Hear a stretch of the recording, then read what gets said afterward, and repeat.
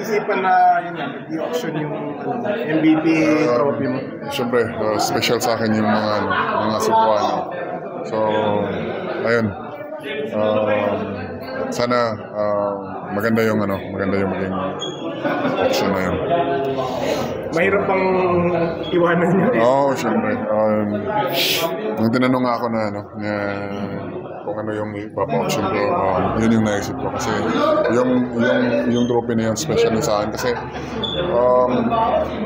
years of yun eh. Hard work ko yun, nagsakripisyo. Tapos nandun yung failures, and then after na ko yun, successful ako sana. Tapos successful yung season na yun. So nakuha ko yung MVP. So ayun, special yun para sa akin. Tapos yun nga, special yung mga Cebuano para sa akin.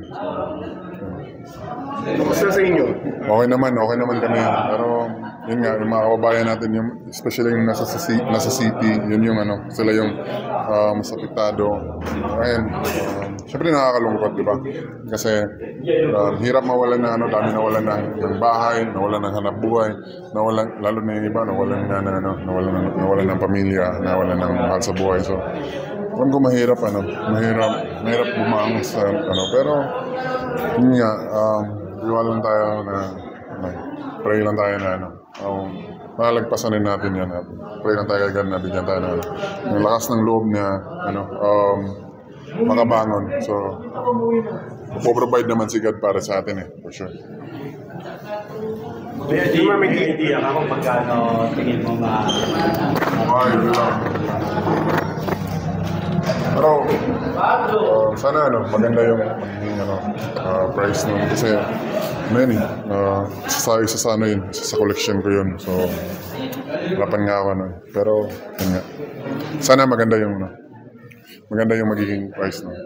So, I mean, yung makakuha ng trophy na yun, hindi lang siya nakakuha ng trophy, nakakuha siya ng parte sa buhay ko. Tas isa pa nun, nakatulong siya sa mga tao sa Cebu. So, yun.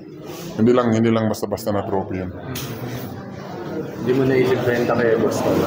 Ha? Boston, hindi mo naisip ibenta? Hindi ko ibibenta yun. Kung ako, hindi ko ibibenta yun. Yun? Collection ko yun eh. Hindi, pero for fundraising. Hindi ko naisip yun.